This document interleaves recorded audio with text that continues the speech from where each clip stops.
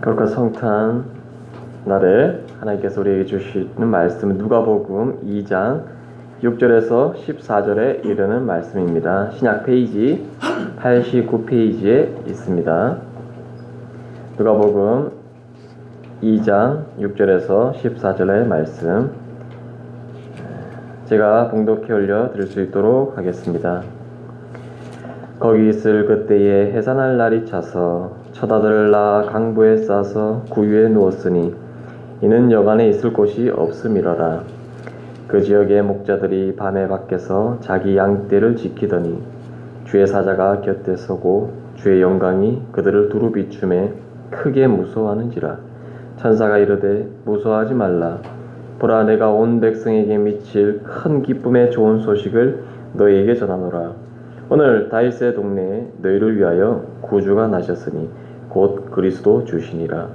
너희가 가서 강보에 쌓여 구유에 누워있는 아기를 보리니 이것이 너희에게 표적이니라 하더니 호련히 수많은 천군이 그 천사와 함께 하나님을 찬송하여 이르되 지극히 높은 곳에서는 하나님께 영광이요 땅에서는 하나님이 기뻐하신 사람들 중에 평화로다 하니라. 아멘.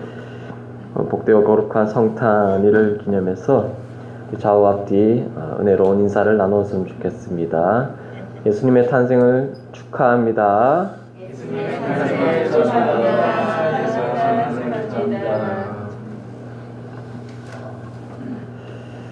오늘 거룩한 날에 저희들에게 하나님께서 주신 말씀은 누가복음의 말씀입니다. 제가 저번 주에 어떤 우리가 말씀을 나누었나요? 바로 예수님의 탄생에 기여한 요셉과 마리아에 대해서 우리가 귀한 말씀을 나누었습니다.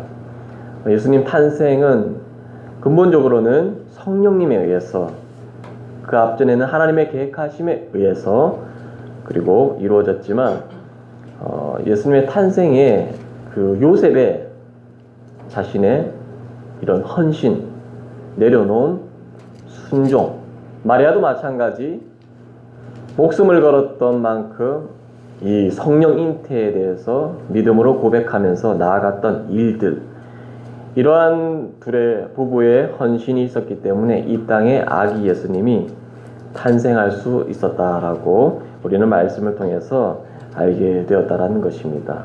그와 동일선상에 마찬가지로 교회 머리 되시는 예수님이 계시기 때문에 교회도 곧 예수님입니다. 그래서 이 땅에 교회가 물된 동산교회가 세워졌다라는 것은 교회 안에서 헌신된 자들의 수고와 기도와 이런 겸손의 마음들이 융합이 되어서 지금까지 물된 동산교회가 예수 그리스도의 은혜로 그리고 헌신자들의 그런 마음으로 이어져 왔다는 것을 우리는 또 말씀을 통해서 한 번 더 그 은혜를 나누게 되었습니다. 자, 이런 순종과 헌신은 결과를 만들어낸다라는 것에 대해서 우리는 다시 한번 놀라지 않을 수 없습니다. 어쩌면 순종과 헌신은 나를 위해서 하는 것이 아니기 때문에 나에 대한 결과는 나오지 않더라도 내가 어떠한 대상을 위해서 헌신과 순종을 한다라고 한다면 그 어떤 대상에 대한 결과는 나올 수 있다는 것입니다. 우리의 대상이 누구입니까? 하나님이십니다. 우리의 대상이 누굽니까? 성령님이십니다. 우리의 대상이 누굽니까?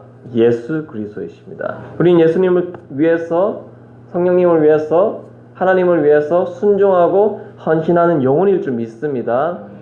그런 순종과 헌신이 이제 어떤 결과를 만들어내느냐?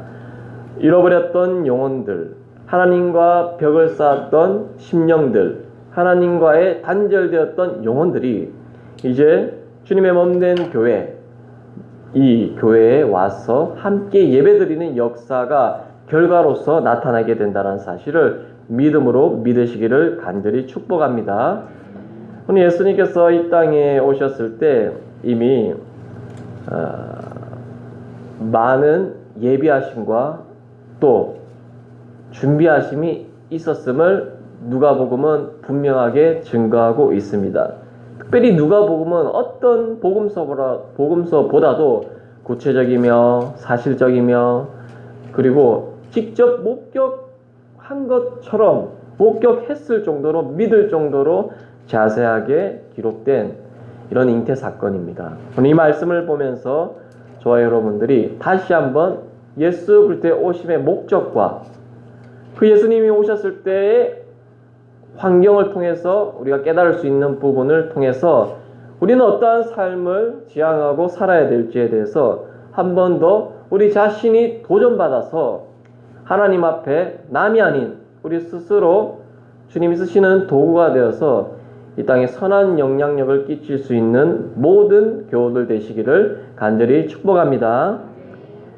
부족한 자가 말씀을 전합니다. 6절에 먼저 말씀을 보겠습니다. 6절은 거기 있을 그때에 해산할 날이 차서. 모든 임산부들은 이 해산할 날이 때가 있는데요. 그 때가 이르면 이렇게 아이를 잉태하게 되는 일이 발생한다는 것입니다. 예수 그리스도의 잉태 전 임신의 상태는 기적적인 일입니다. 일반적인 임신의 방법과는 다르게 성령으로 말미암아 잉태되었기 때문입니다. 그런데 태중에서 아기가 자라나는 과정은 우리와 별반 다를 것이 없다라는 사실입니다. 지극히 일반적인 과정을 통해서 우리 예수님께서도 태중에 뼈가 나타나고 오장육부가 생겨나고 이런 일반적인 과정을 거쳤다라는 것을 6절의 말씀에 해산이라는 이런 단어를 통해서 여러분들이 알 수 있을 것입니다. 예수님께서는 똑같은 신체를 가졌습니다.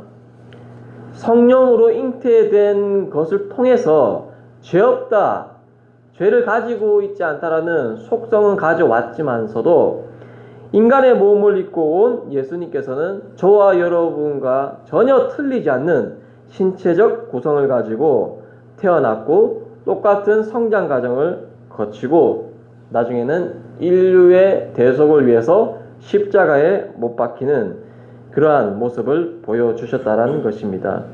그리고 모든 일에 한결같이 우리와 같이 시험을 받으셨고 시험을 받았지만 우리는 시험받아 죄를 짓는 연약한 육신의 존재지만 우리 예수님께서는 죄가 없으신 존재라는 것을 여러분 우리는 알 수 있는 구절이 있는데요. 히브리서 4장 15절은 이렇게 증거하고 있습니다. 우리에게 있는 대제사장은 우리의 연약함을 동정하지 못하실 리가 아니요 모든 일에 우리와 똑같이 시험을 받으신 이로 죄는 없으시니라. 이렇게 똑같이 살아오셨고 똑같이 어려움을 당하셨고 고통도 똑같이 당하셨지만 우리랑은 틀리게 죄가 없으신 상태, 죄가 없으신 존재로 이 땅에 오셨다는 것입니다. 그러면 여러분 예수님께서 언제 오셨습니까? 오늘 25일 날 왔다라고 우리는 믿고 있지만 그 날짜를 정확하게 그 시대에 돌이켜보면 겨울은 맞아요. 배경은 겨울인데 AD 549년 이전까지는 1월 6일에 우리 예수님께서 오셨다라는 그런 기록 때문에 그 당시에는 1월 6일에 지켜졌다라고 합니다. 그런데 이제 시간이 흐른 뒤에 동방교회로부터 이제 서방교회까지 12월 25일을 성탄절로 지키게 되었습니다. 이 날짜가 중요한 것이 아니라 우리 예수님께서는 오늘 정말 날씨가 많이 추웠잖아요. 이렇게 영하의 날씨 속 아주 추운 이런 환경 속에 예수님께서 말구유라는 곳에서 이렇게 태어나게 되었다라는 것입니다. 그래서 7절은 어떻게 증거하고 있습니까? 7절의 말씀을 한번 다 같이 읽어보겠습니다. 시작. 첫 아들을 낳아 위에 누웠으니 이는 여관에 있을 곳이 없음이라. 아멘. 여러분 여관이라는 것은 잠을 자는 곳인데요. 왜 그런데 잠을 자는 곳에 좀 따뜻한 곳에 아기를 놓으면 안 되겠습니까? 굳이 왜 구유 이런 곳으로 가야 되겠습니까? 여러분 저는 이것을 궁금증을 느끼면서 주석을 보니까 이렇게 해석을 해 놓았더라고요. 당시에 그 구유가 말이 소와 말이 있는 곳인데 거기에 어떤 환경적 요인과 온도와 이런 것을 볼 때 아기를 출산하기에 아주 적정한 환경이었다라는 주석이 있었어요. 저는 그걸 보고 조금 놀랐어요. 왜냐하면 이 구유라는 곳이 말이 물도 마시기도 하고, 그렇죠? 그리고 양식을 먹기도 하잖아요. 거기에 무슨 위생적인 게 있겠습니까? 요즘 코로나 시대에 우리가 소독을 이렇게 하고 살아가는데 아무리 깨끗한 곳에 가도 말 구유에 말 이런 어떤 그렇죠, 분비물과 여러 가지가 있음에도 불구하고 여간에 낳는 것이 아니라 굉장히 아기에게는 위험한 장소에 예수님께서 태어났다는 사실에 놀랄 수밖에 없었다는 것입니다. 아무리 천으로 감쌌다라고 해도 이 아이의 면역력이 얼마나 그때는 약하겠습니까? 천사들의 보호하심, 하나님의 보호하심 없이 과연 구유에서 이렇게 아기를 낳을 수 있느냐에 대해서 이것은 하나님의 은혜가 아니면 있을 수 없다라는 것을 한 번 더 생각하게 되더라고요. 저는 보면서. 그래서 주석에 있는 내용을 얘기하는 것보다 정말로 구유의 상태를 제가 상상하면서 그 당시에 있던 환경적 요인을 보면서 아주 열악한 곳에 우리 예수님께서 태어났다라는 것에 대해서 한 번 더 놀랄 수밖에 없었다라는 것입니다. 저도 이제 아기가 있지만 아기가 태어나면 얼마나 세심하게 관리를 합니까? 이 무균실 이런 데 신생아실에 들어가서 아무런 어떤 세균이 침입하지 않도록 철두철미하게 관리를 해야 되는 곳임에도 불구하고 우리 죄 없는 예수님은 아기의 모습으로 오시면서 위험하고 죽을 수밖에 없는 그런 공간 속에서 내버려졌다라는 사실에 한 번 더 놀랄 수밖에 없다라는 것입니다. 그래도 이렇게 첫 아들을 낳았다라는 구절을 볼 때 마리아는 맏아들로서의 예수님을 잉태했던 것이 아니라 예수님 이후에 아들도 있었고 그리고 자매들도 있었다라는 사실을 우리 첫아들이라는 단어를 통해서 알 수 있고요. 특별히 강보에 쌌다라는 구절을 볼 때 강보는 성경에서 비유적으로 많이 설명하고 있는데 강보는 바다를 덮고 구름의 창조와 관련되어서 묘사된 말씀인데요. 욥기서 38장 9절의 말씀을 참고해서 보시면 그때 내가 구름으로 그 옷을 만들고 흑암으로 그 강보를 만들고 그렇게 돼 있죠. 이것을 볼 때 강보는 이제 바다를 덮고 있는 구름, 바다 위에 바다를 덮고 있는 구름과 같은 어떤 웅장한 것을 비유했을 때 강보라는 단어를 쓰고 있다라는 것입니다. 그렇기 때문에 이 강보가 저는 그냥 강보가 아니라고 생각이 됩니다. 하나님의 보호하심이 임한 그 옷, 예수님의 구유의 환경을 초월한 그런 보호하심이 있는 그런 강보에 싸서 우리 예수님이 하나님의 은혜로 그 어린 육체를 보호받았다라고 저는 은혜를 받게 되었다라는 것입니다. 특별히 구유에 누이게 되었는데요. 이것은 여간의 주인의 동의를 얻어서 구유에서 이렇게 출산을 하게 되었는데 한편으로는 여간 주인이 배려를 했다라고 볼 수는 있지만 반대적으로는 그렇게밖에 할 수 없었는가에 대해서 또 생각할 수 있는 부분이었다라고 앞전에 이런 구유의 상황에 대해서 제가 설명을 해드렸습니다. 그러면 환경적 요인을 벗어나서 구유의 기본적인 역할은 무엇인가에 대해서 우리가 한번 고민해 본다면 자, 이것은 창세기의 말씀을 참고로 우리가 봐야 될 줄 믿습니다. 창세기 24장 20절의 말씀입니다. 급히 물동이의 물을 구유에 붓고 다시 기르려고 우물로 달려가서 모든 낙타를 위하여 깃는지라. 자, 이때 창세기에서 구유를 말씀했을 때 뭔가 어떤 필요에 의해서 구유가 있었습니까? 물을 우물에서 퍼서 옮겨서 구유에 붓고 이제 말이 그 구유에 있는 물을 이렇게 마시는 용도로서 이렇게 구유의 역할을 했다라는 것을 말해주고 있는데요.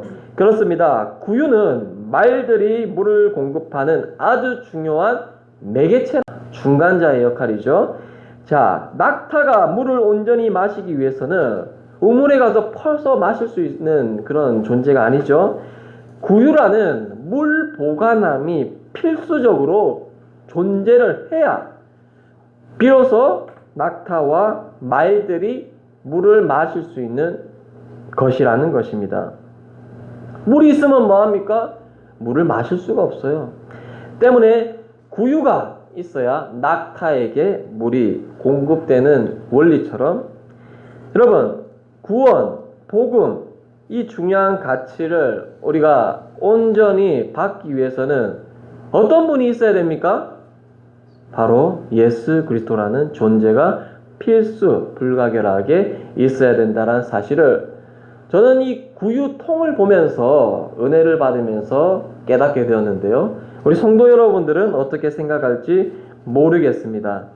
자, 이사야서 1장 3절의 말씀을 보니까 소는 그 임자를 알고 나귀는 그 주인의 구유를 알건만은 이스라엘은 알지 못하고 나의 백성은 깨닫지 못하는도다 하셨도다. 자, 이 말씀을 보면서 나귀는 자신이 사용했던, 자신이 물을 먹었던 그 구유를 보고 누구를 알게 됩니까? 주인을 알게 되었다라는 거예요.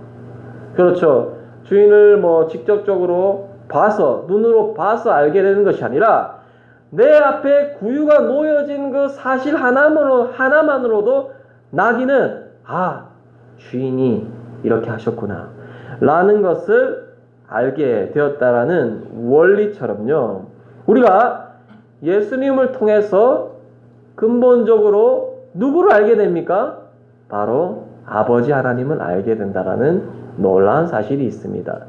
예수님을 통해서 성령님도 알게 되고, 예수님을 통해서 하나님을 알게 되고, 예수님의 사랑을 통해서 하나님의 사랑을 느끼고, 예수님의 능력을 통해서 성령님의 능력을 느낄 수 있는 그러한 역할을 하시는 매개체, 축복의 매개체, 축복의 통로자가 되신 분이 바로 예수 그리스도라는 사실을 여러분 인정하시기를 간절히 소망합니다. 자, 그 예수님께서 이 땅에 탄생하실 때 그 곁을 지켰던 무리들이 있었습니다. 그것이 바로 8절에 이르는 말씀인데요. 8절의 말씀을 보도록 하겠습니다. 그 지역의 목자들이 밤에 밖에서 자기 양떼를 지키더니. 자, 이제 예수님이 태어나셔서 밖에서 이 자기 양떼를 지킨 목자들이 있었다라는 것입니다. 여러분, 목자라고 했을 때 어떤 생각이 드십니까? 목자들은 양들을 지키는 자들이죠. 이렇게 양들을 지키는 자들이기 때문에 우리가 생각할 때는 아주 좋은 직업이고 아주 귀한 가치 있는 일을 하고 있는 사람으로 인식해 볼 수도 있는 문제지만 당시 유대 사회의 환경을 보셔야 됩니다. 당시 유대의 여러 가지 직업들 중에서 목자라는 직업은요, 아주 천시된 직업이었다라는 것을 말씀드릴 수 있습니다. 왜냐하면 일반 사람들은 목자들은 믿을 수 없는 사람이야, 신뢰할 수 없는 사람이야 라고 생각했습니다. 왜 그런지 제가 이유를 생각하니까 이 목자들이요, 양떼를 지키는 일은 하지만 그들이 양들을 사랑해서 지키는 것이 아니라 양들을 관리함으로 말미암아 수입이 생기기 때문에 그들은 직업적으로 목자를 이렇게 직업 삼아 했었고요. 그리고 생명의 위협, 일이나 이런 생명이 위협이 되는 상황에서는 양들을 지키는 것이 아니라 나 살기 위해서 도망가기 바빴던 자들이 목자였다라는 것입니다. 그리고 목자들이 하는 일 자체도 유대인들의 규례에 의해서 부정한 일로 간주되었다라는 것입니다. 이러한 여러 가지 정황적 이유를 볼 때에 명백한 것은 이 환영받지 못했던 이 목자들이 예수님의 탄생에 기록되었다라는 사실을 볼 때 당시에 사회적으로 천대를 받았던 사람들에게 이 기쁨의 소식이 먼저 전해졌다라는 것을 우회적으로 우리는 알 수 있다라는 것입니다. 이렇게 목자들을 비유하면서 우리 예수님은 선한 목자로 오셨다라는 것을 우리는 믿고 있는데요. 이 선한 목자로 오신 예수님은 양들을 위해서 목숨을 바치기 위해 오셨다라는 것입니다. 선하지 않는 목자, 사꾼 목자들은 자기의 생명을 살기 위해서 양들을 버리고 도망가지만 정말로 이 땅에 오신 예수님께서는 선한 존재로 오셨기 때문에 죄 없는 모습으로 탄생하신 예수님께서는 죄 있는 우리들을 위해서 바로 우리의 죄를 사하시기 위해서 죽임을 당하기 위해서 이 땅에 오셨다는 것을 우리는 믿습니다. 자, 그 증거로 마태복음 20장 18절, 요한복음 1장 29절 말씀을 보도록 하겠습니다. 보라, 우리가 예루살렘으로 올라가노니 인자가 대제사장들과 서기관들에게 넘겨짐에 그들을 죽이기로 작정하고 이튿날 요한이 예수께서 자기에게 나오심을 보고 이르되 보라, 세상 죄를 지고 가는 하나님의 어린 양이로다 라고 기록이 되어 있습니다. 그런데요, 여기에서 우리가 죄의 관점을 한번 해석을 해보면 죄가 무엇일까요 도대체? 거짓말하고 나쁜 짓하고 이렇게 사람을 죽이고 살인하고 간음하고 하는 모든 것들도 죄의 구성이긴 하지만 정말로 죄라고 하는 것은 하나님과 단절된 상태 자체가 죄라는 것입니다. 다른 것이 죄가 아닙니다. 하나님을 하나님으로 인정하지 않고 하나님의 보호하심을 인정하지 않는 것, 세상으로부터 깨끗하게 클린하게 살았다라고 하지만 하나님과 멀어진 삶을 사는 사람들, 이런 하나님과의 단절, 마치 남북한이 갈라진 것처럼 이 자체를 우리 예수님께서는 죄라고 여기시고 이것을 완전한 회복, 완전한 화해를 통해서 완성하신 구속사역, 그것이 바로 십자가의 대속사역 아니겠습니까? 이 목적으로 우리 예수 그리스도께서 이렇게 목자의 모습으로, 때로는 그런데 하나님의 어린 양, 죽을 수밖에 없는, 희생제물로 바칠 수밖에 없는 어린 양, 이 두 가지 속성으로 이 땅에 오셨다는 것을 우리는 알 수 있습니다. 이런 생명을 바치는 선한 목자는 성경에서 많은 비유를 통해서 우리에게 알려주고 있는데요. 신약과 구약에서의 목자는 하나님 그분 스스로를 포함해서 당신의 백성을 돌보는 자를 상징적으로 가리키는데요.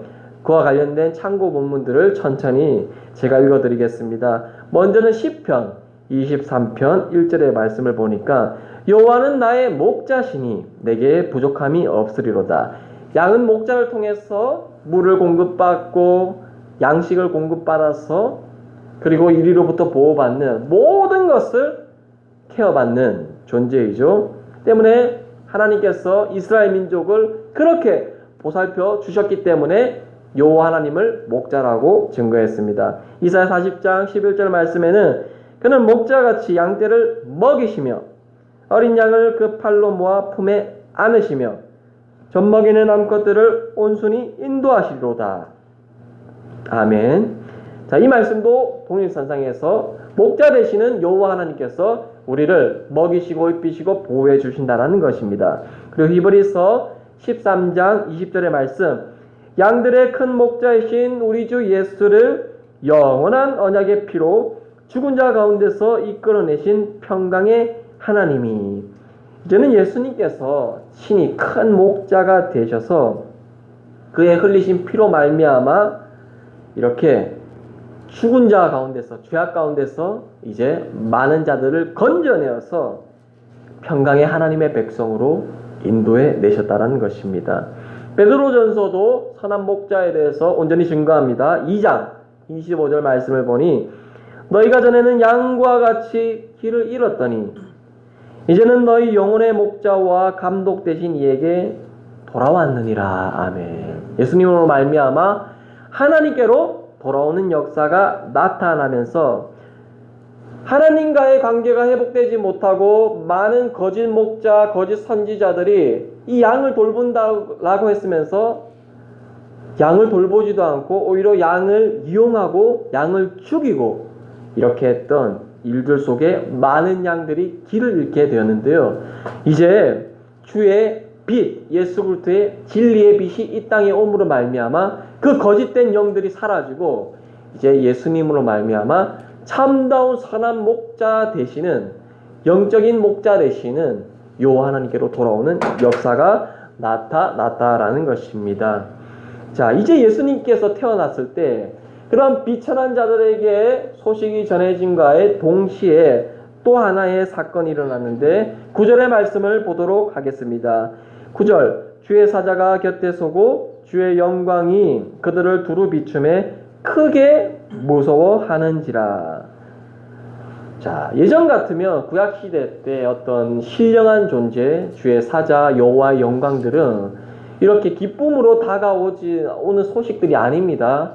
이스라엘 민족의 죄악 때문에 아니면 믿지 않는 애국과 여러 민족에게 심판을 내릴 때 아주 특수한 하나님의 역사가 임할 때에는 굉장히 그 소리와 하늘의 진동과 이런 현상들이 우리의 마음을 두렵게 하고 어둡게 했던 그러한 일이라고 한다면 오늘 9절에서 일어난 이 신비한 하나님의 영광, 이런 것들은요 우리가 무서워하는 일이 아니라는 것을 이제 우리는 알 수 있는데요. 특별히 9절에서는 주의 사자에 대해서 얘기하고 있습니다. 주의 사자 혹은 주의 사자로부터 발생되는 주의 영광은요 하나님과 그리스도의 관계를 표현하는 많은 성경 구절에서도 동일하게 등장하고 있다는 것입니다. 누가복음 9장 30절에서 32절의 말씀을 보니 문득 두 사람이 예수와 함께 말하니 이는 모세와 엘리야라. 영광 중에 나타나서 장차 예수께서 예루살렘에서 별세하실 것을 말할세. 베드로와 및 함께 있는 자들이 깊이 졸다가 온전히 깨어나 예수의 영광과 및 함께 선 두 사람을 보더니.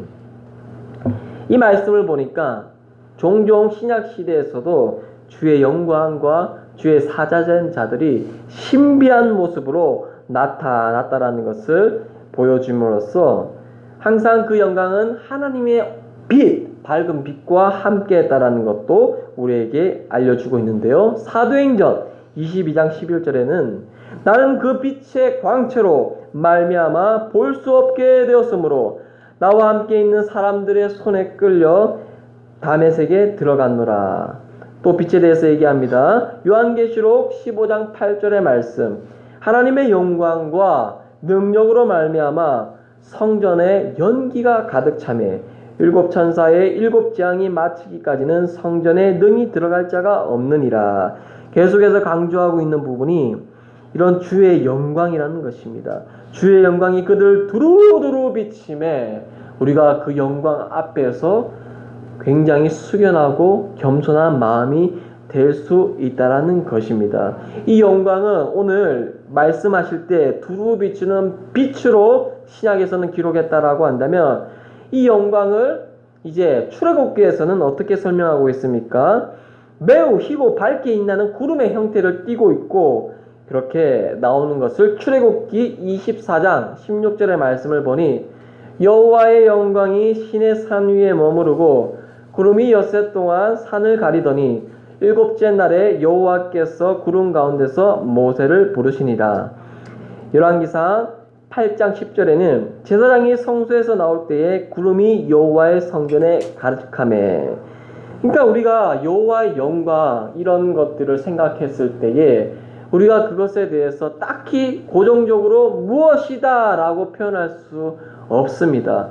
우리는 성경 말씀에 의지해서 그 영광은 우리가 표현할 수 없을 정도로 매우 광활한 크기이며 매우 빛나는 빛이라고 얘기하면서 하늘의 구름과 이런 빛을 비유해서 하나님의 영광을 표현하는데요. 어쩌면 그것도 하나님의 영광을 비유하기에는 부족할지도 모르겠지만 그 영광이 그토록 찬란하고 그토록 능력있고 그토록 광활하기 때문에 그 영광이 두루 비친다라는 것은 하나님의 은혜가 비춰지지 않는 영역이 없다라는 것을 우리는 믿음의 입술로 고백할 수 있고요. 그 영광으로 인하여서 구유에 있는 예수님께서 온전한 보호하심을 받았고 그 영광으로 인하여서 천대받았고 천시받았고 멸시천대받았던 많은 영혼들에게 복음의 기쁜 소식이 온전히 전달될 수 있다는 것을 우리는 알 수 있습니다.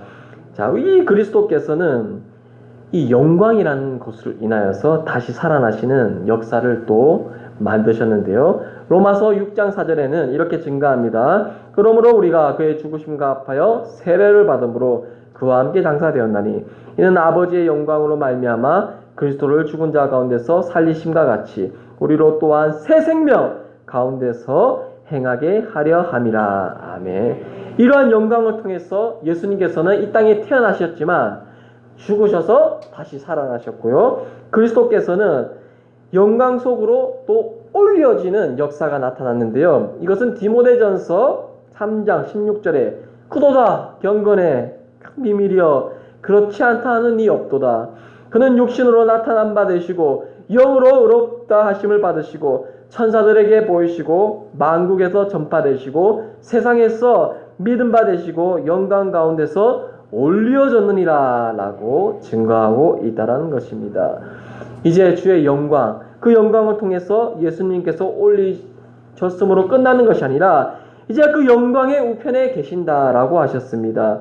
이것은 누가 증거했나요? 사도행전 7장 55절의 말씀을 보면 스데반이 성령 충만하여 하늘을 우러러 주목하여 본즉 어떻게 되었습니까? 하나님의 영광과 및 예수께서 하나님의 우편에 서신 것을 보고 우리 예수님께서는 항상 영광이 떠나지 않았습니다. 그 하나님의 영광과 함께 했기 때문에 공생의 사역을 감당하고 시험에서도 승리하고 죽음 가운데서도 이기실 뿐만 아니라 그 영광 되신 하나님 우편에 앉아 계시는 역사도 나타났다라는 것입니다. 따라서 우리는 그를 온전히 영광의 주님이라고 인정할 수 있다라는 것입니다. 자, 이것을 볼 때 히브리서 13장 21절 모든 선한 일에 너희를 온전하게 하사 자기 뜻을 행하게 하시고 그 앞에 즐거운 것을 예수 그리스도로 말미암아 우리 가운데서 이루시기를 원하노라.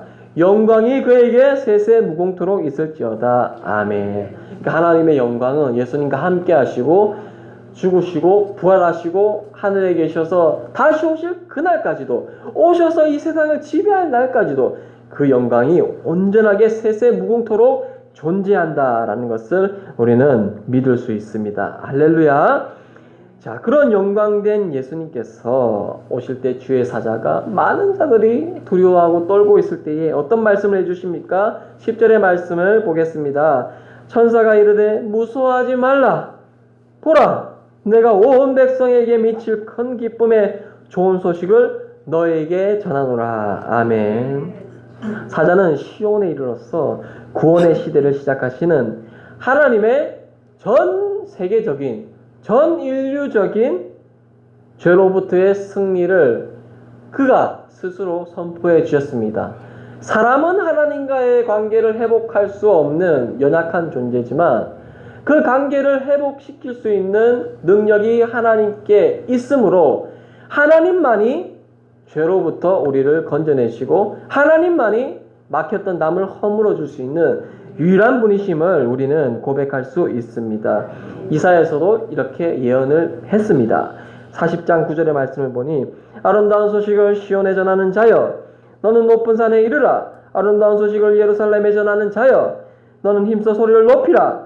두려워하지 말고 소리를 높여 유다의 성읍들에게 이르기를 너희의 하나님을 보라 하라 라고 예언을 했습니다. 이사야서 41장 27절에는 내가 비로소 시온에게 너희는 이제 그들을 보라 하였노라. 내가 기쁜 소식을 전할 자를 예루살렘에 주리라. 또 이사야서 52장 7절에 좋은 소식을 전하며 평화를 공포하며 복된 좋은 소식을 가져오며 구원을 공포하며 시온을 향하여 이르기를 내 하나님이 통치하신다 하는 자의 산을 넘어 발이 어찌 그리 아름다운가.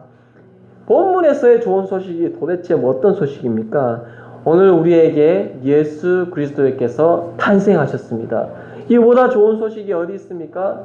많은 사람들은 로또 1등에 걸리면 너무 좋은 소식이겠지요. 그 작은 물질의 소식도 그 사람에게 얼마나 좋은 소식으로 다가오겠습니까?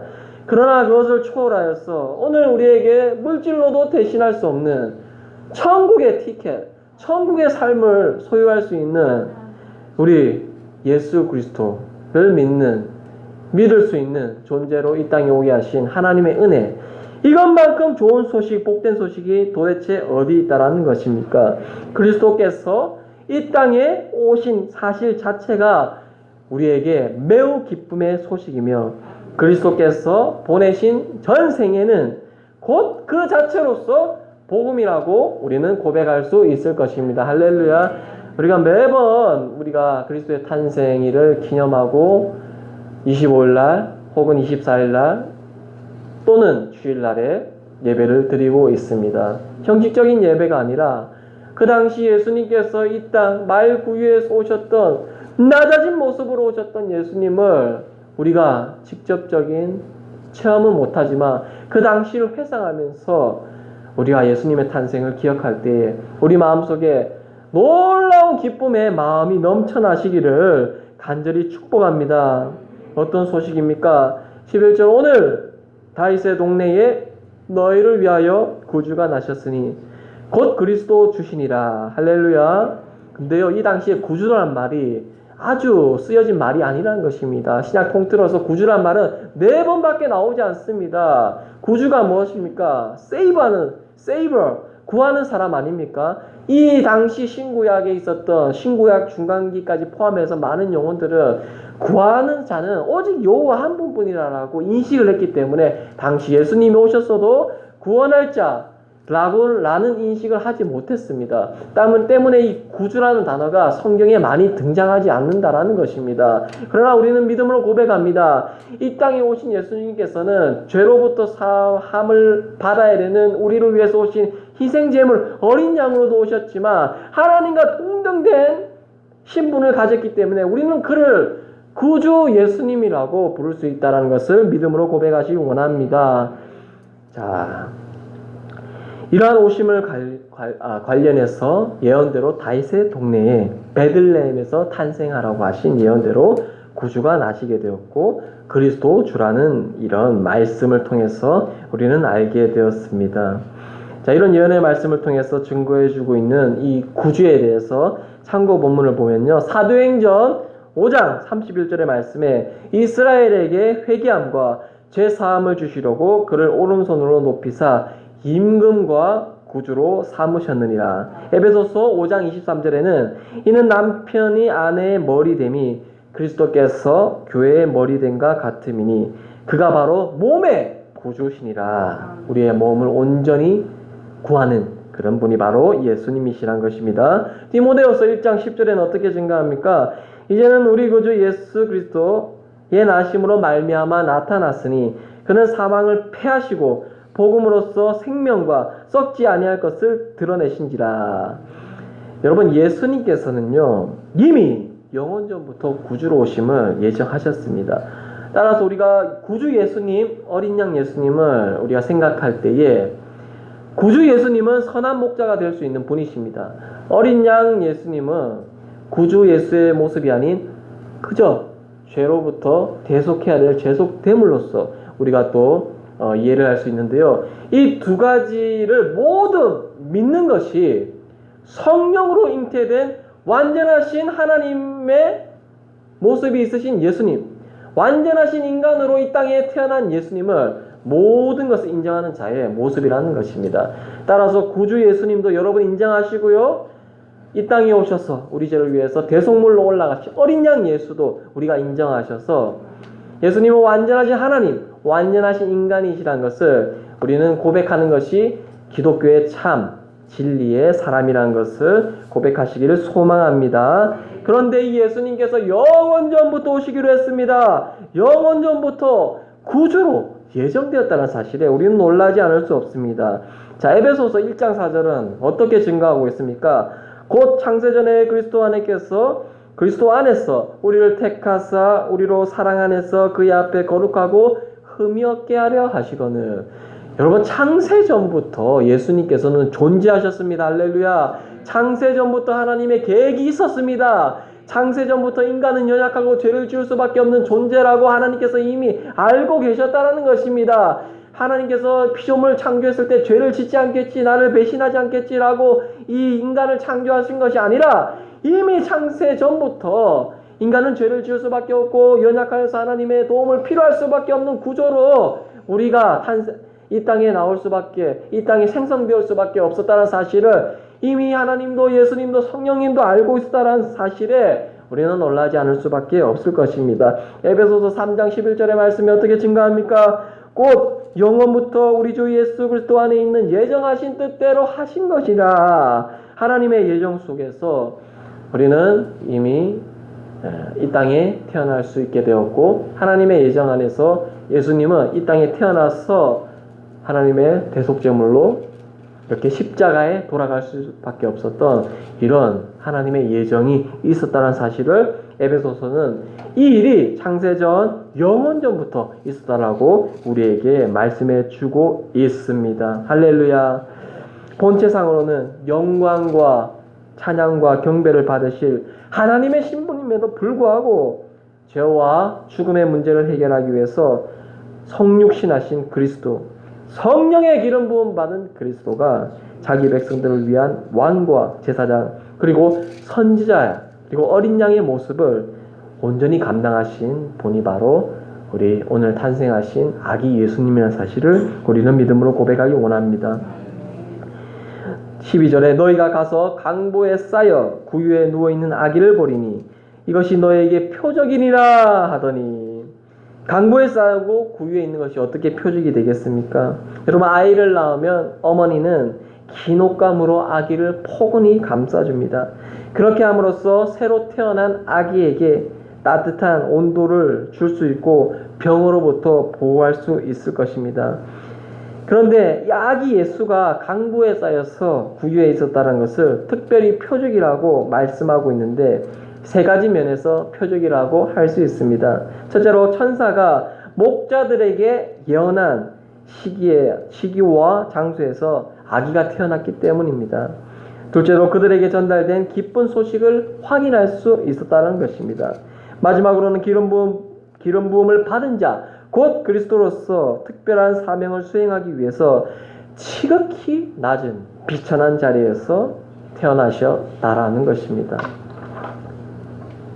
에스겔서에서도 예수님의 탄생에 비유적으로 아주 비천한 모습으로 태어난 아기에 대해서 기록된 구절이 있는데요. 저는 이 구절을 읽으면서 정말 마음이 많이 아팠는데요. 한번 보시도록 하겠습니다. 에스겔 16장 1절에서 5절의 말씀. 또 여호와의 말씀이 내게 임하여 이르시되 인자야 예루살렘으로 그 가증한 일을 알게 하여 이르기를 주 예수께서 예루살렘에 관하여 이같이 말씀하시되 내 근본과 내 땅은 가나안이요 내 아버지는 아모리 사람이요 내 어머니는 헷 사람이라. 내가 난 것을 말하건대 내가 날 때에 내 배꼽줄을 자르지 아니하였고 너를 물로 씻어 정결하게 하지 아니하였고 내게 소금을 뿌리지 아니하였고 너를 강보에 싸지도 아니하였나니 아무도 너를 돌보아 이 중에 한 가지라도 내게 행하여 너를 불쌍히 여긴 자가 없었으므로 내가 나는 날에 내 몸이 천하여 여겨져 내가 들에 버려졌느니라. 할렐루야. 이 얼마나 슬픈 구절입니까? 이스라엘이 가증한 일로 인하여서 이 아기가 태어남에도 불구하고 버려질 수밖에 없는 현실 속에서 호소하고 있는 이 말씀이라는 것입니다. 이와 더불어서 하나님의 하나밖에 없는 독생자 아들 예수께서 이 땅에 오셨는데 아무도 이 땅에 잘 살고 있는 사람들, 왕의 신분을 가진 사람들, 왕의 권력을 누리고 있는 사람들, 가진 자들 예수님을 환영했습니까? 그렇지 않다라는 것입니다. 그 예수님이 이 땅에 오시든 말든 말구유에서 돌아가시든 말 그냥 이 땅에 오심을 축복했던 자들은 천대받았던 목자들, 주목받지 못했던 자들, 주목받지 못했던 영혼들, 그리고 이 땅에서는 보이지 않는 하나님의 천군 천사들, 영적인 존재들이 와서 하나님의 아들을 축복하고 하나님의 아들의 길을 열어주고 이 사역을 시작했다라는 것입니다. 이것을 볼 때 얼마나 낮은 모습으로 이 땅에 오신 예수님을 우리가 알 수 있습니까? 하지만 그 낮아진 모습으로 오신 예수님은 너무나도 기쁜 소식이었다는 것입니다. 13절의 말씀은 호련히 수많은 천군이 그 천사들과 함께 하나님을 찬송하여 이르되 정말로 비천하고 낮은 자리에 오신 예수님은 찬양받기에 합당한 존재였다는 것입니다. 찬송하기에 기쁜 소식으로 들리기에 합당한 존재였다는 것입니다. 여기서 천군에 해당하는 것은 종종 하늘의 어떤 천체를 가리킬 때 사용했던 말이라는 것입니다. 느헤미야 9장 6절에는 오직 주는 여호와시라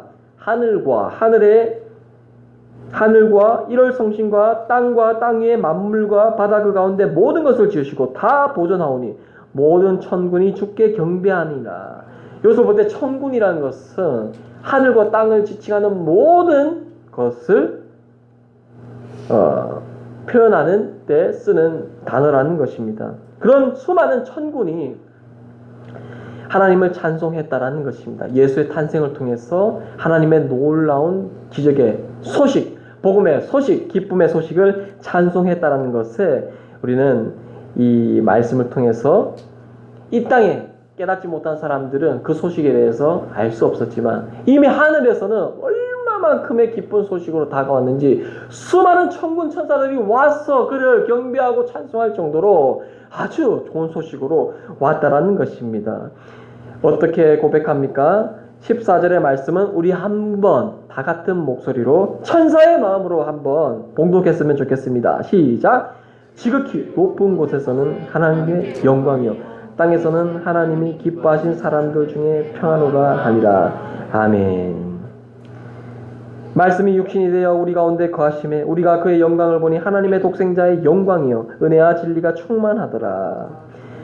자, 이 말씀을 보면서 우리가 그리스도를 본 자는 곧 하나님을 본 자라고 고백할 수 있을 것입니다. 또한 이 땅에 태어나신 그리스도의 구속 사역을 보면서 수많은 사람들이 찬양과 경배로서 오늘을 기념하고 하나님과 하나님께 존귀와 영광을 온전히 돌려드릴 것입니다. 하지만 여기서 중요한 단어가 나왔는데 결국에는요 이 평안을 누릴 수 있는 것은 하나님이 기뻐하신 사람들 중이라는 것입니다. 하나님의 선택을 받아야 된다는 것입니다. 예수 그리스도를 구주로 인정해야 된다는 것입니다.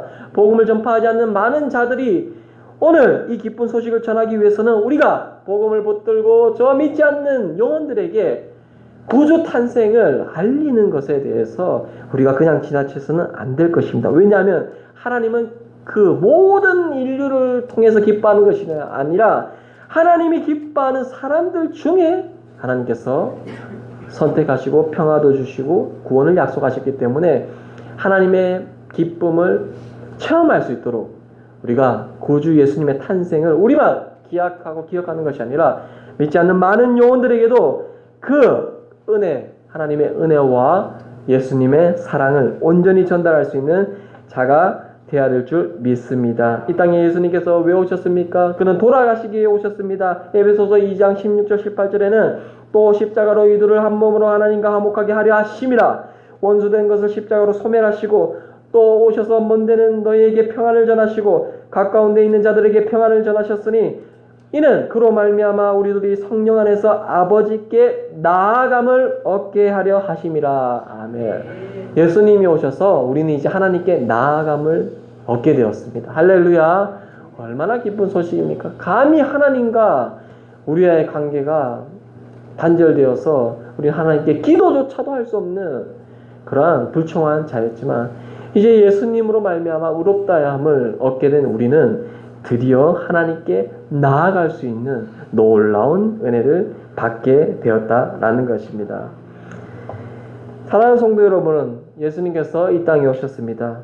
예수님께서 낮아진 모습으로 오셨습니다.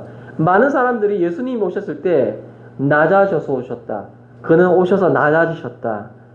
일부러 낮아지셨다. 이렇게 표현하지만 저는 그것을 초월해서 예수님이 탄생했을 그 환경조차도 이미 낮아진 환경입니다.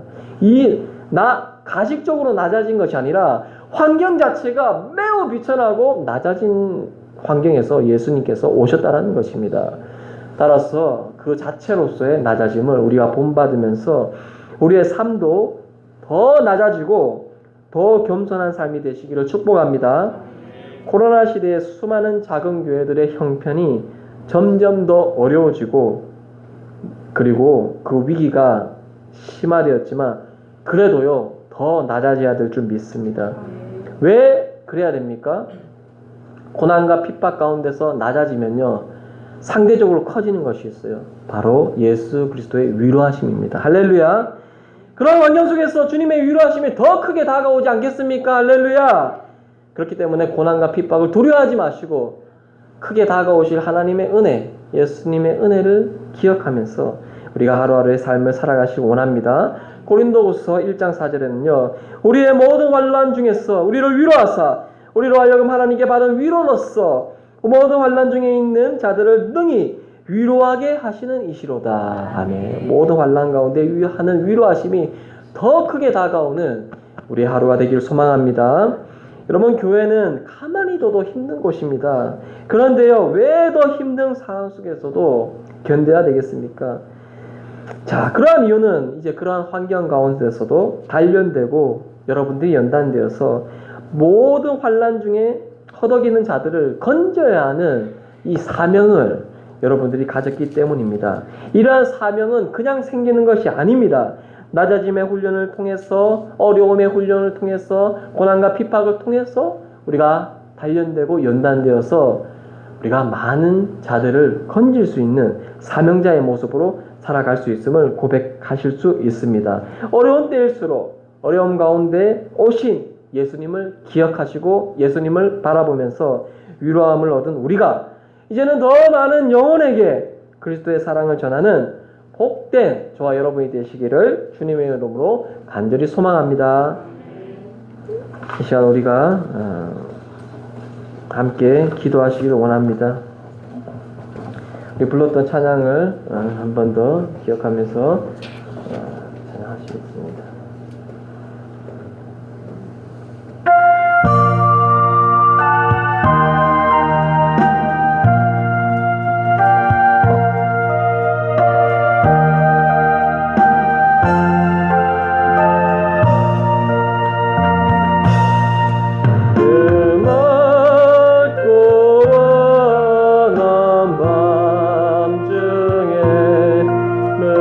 저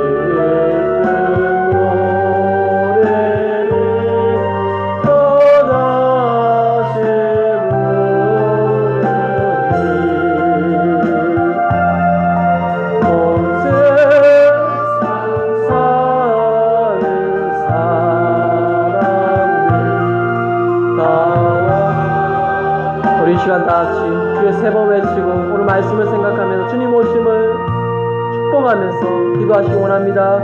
주여, 주님, 주여. 사랑의 아버지 하나님, 이 땅에 아기 예수님을 보내주시니 감사합니다. 하지만 창세 전부터 영원 전부터 연약한 우리를 위하여서 하나님께서 주신 축복을 이용하여서 하나님 없이 살 수 있다는 교만한 우리에게 다시 한번 그 교만의 죄를 허물고 교만을 심판대 위에서 십자가 위에서 사하게 해주신 하나님의 놀라운 은혜를 오늘 이 시간 말씀을 통해서 깨닫게 되었습니다. 어린 예수님께서 이 땅에 오셨을 때 멸시천대를 받으면서 생명의 위협을 받으면서 정말 영육간에 아무것도 없는 상황 속에서도 하나님 천사의 기쁨과 하늘의 신령한 은혜로 아기 예수님을 지켜주신 아버지 하나님 감사를 드립니다.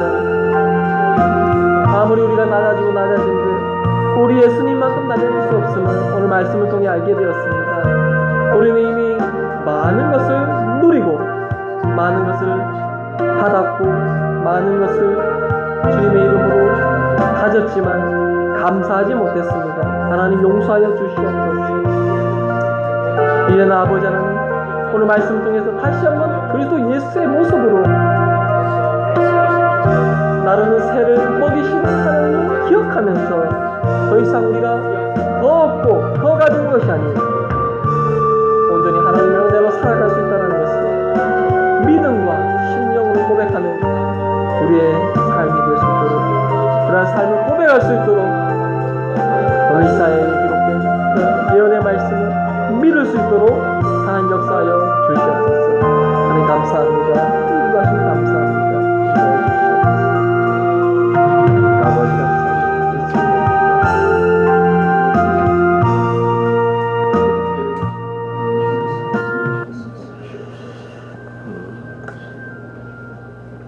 우리 시간은 봉헌기도를 대표해서 이병근 성도님 기도해 주시겠습니다.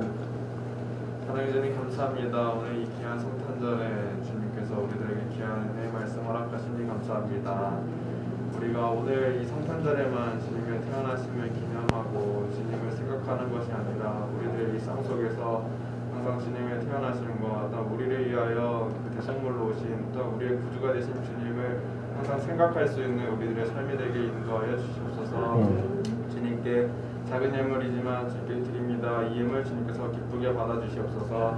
예수님의 이름으로 기도드렸습니다. 아멘. 야 봉헌 특송으로 이병호 원경이 부부께서 특송해 주시겠습니다.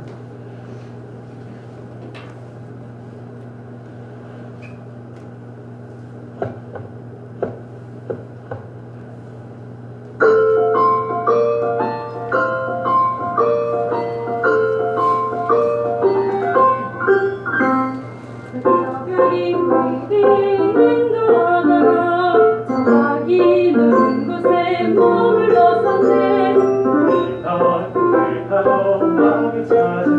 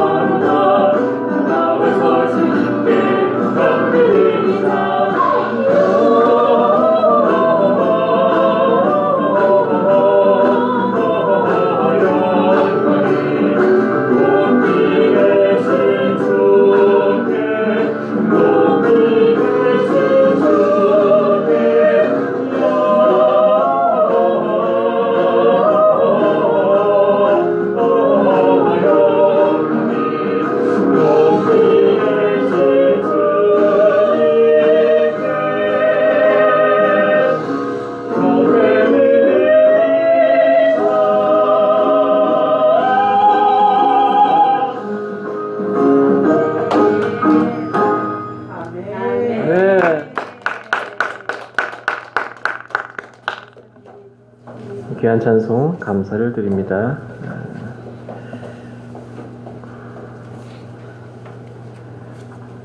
이 시간 광고 말씀을 먼저 들을 수 있도록 하겠습니다. 교회 소식입니다. 내일 주일도 거룩하게 지키는 주일로 동일하게 드릴 수 있도록 하고요. 내일 주일 이제 오실 때 나같이 2022년도 기도 제목 있으시면 여기에 넉넉하게 작성하실 수 있는 란이 있습니다. 그래서 기도 제목을 각자 적으시고 26일에 이렇게 올려주시면 되겠습니다.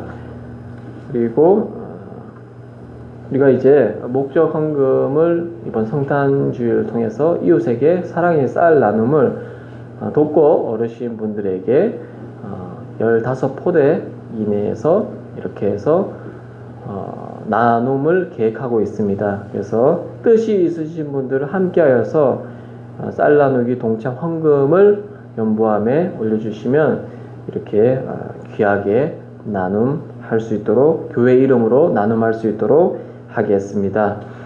그리고 2022년도 신년 다니엘 기도회가 1월 1일부터 21일 금요일까지 기도회가 일정이 있습니다. 때문에 이 다니엘 기도회는 저녁 9시부터 시작이 되기 때문에 수요일, 금요 예배는 다니엘 기도로 대체하도록 하겠습니다. 주일까지도 이어지는 기도회인데요. 이 시간 신년에 우리가 이 여호와께로 돌아가자라는 이 신년구를 생각하면서 이제 새롭게 도약하고 많은 영혼을 건져내는 그러한 다짐을 하는 귀한 기도회 일정으로 했으면 좋겠고요. 이 기도회는 성경을 통독합니다. 오셔서 목사님과 함께 성경을 통독하면서 또 기도하는 귀한 시간입니다. 많이 참여해 주셔서 함께 해주시면 감사하겠습니다. 그리고 이제 나가실 때에는 성탄 선물을 각 가정에 하나씩 준비되었으니까 한 명당 하나씩 못 드리고 가정당 한 명씩 조그마한 선물이 있으니까 수령해 가시면 되겠습니다. 이따 다른 광고 있으십니까? 송구영신 예배. 송구영신 예배가 12월 31일 우리가 송구영신 예배 때 우리 이 목사님께서 특별히 귀한 말씀으로 함께 해주시니까 늦은 시간 꼭 참여하셔서 신년을 여는 귀한 예배입니다. 많은 은혜를 받으시기를 소망합니다. 이상으로 제가 헌금에 대한 기도를 하도록 하겠습니다. 살아 역사하시는 아버지 하나님, 우리 이 땅에 예수님께서 오셨을 때는 아무것도 가지지 않은 채로 오셨지만 모든 자들에게 은혜를 끼쳤던 그 원리처럼 오늘 이렇게 드려진 예물, 하나님께서 주신 에너지와 힘과 지혜와 능력으로 만물의 소산을 우리의 능력으로 일궈낸 것이 아니라 하나님께서 주신 것이니 모든 것이 하나님 것일 줄 믿는 믿음으로 오늘 이 감사의 예물과 목적 헌금과 또한 11조와 귀한 헌금의 제목들을 통하여서 아버지께 올려드렸습니다. 이 모든 것이 아버지의 것이지만 우리가 겸손한 마음으로 다시 한번 아버지께 올렸사오니 이 예물을 흠량하여 주시옵소서. 이 예물을 통하여서 죽어가는 자가 살아나고 이 예물을 통하여서 복음이 흘러가고 이 예물을 통하여서 하나님 이 지역이 바꾸어지는 오병이어보다 더 큰 성령의 역사가 나타날 수 있도록 축복 인도하여 주시옵소서. 또한 아버지 하나님, 예물뿐만이 아니라 우리의 헌신, 우리의 마음을 올려드리기 원합니다. 날마다 주님께 드릴 것이 많은 우리의 기도 제목 되게 하여 주시고 우리의 삶 되게 하여 주시고 우리의 인격 되게 하여 주시고 우리의 믿음 되게 하여 주시옵소서. 복되고 귀한 날 하나님 함께 해주시니 감사를 드립니다. 살아계신 예수님의 이름으로 기도드리옵나이다. 아멘.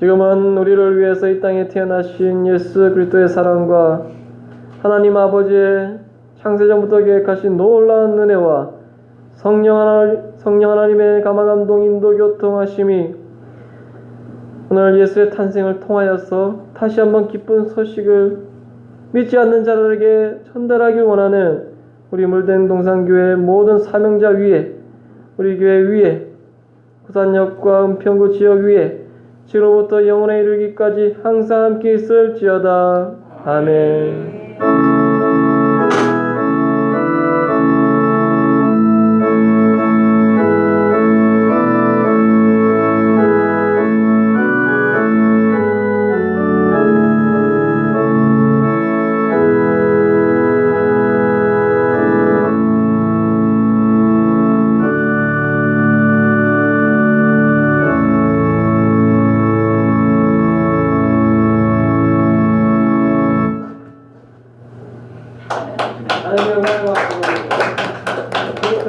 우리 기쁘다 구주 오셨네 한 절 부르고 끄면 되겠네요. 네, 기쁘다 구주 오셨네. 1절만 부르고.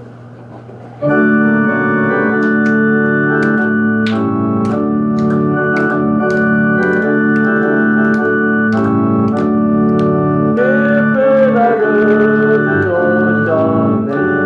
난 백성 맞으러 교회여 나 일어나 다 찬양하여라 다 찬양하여라 다 찬양하여라.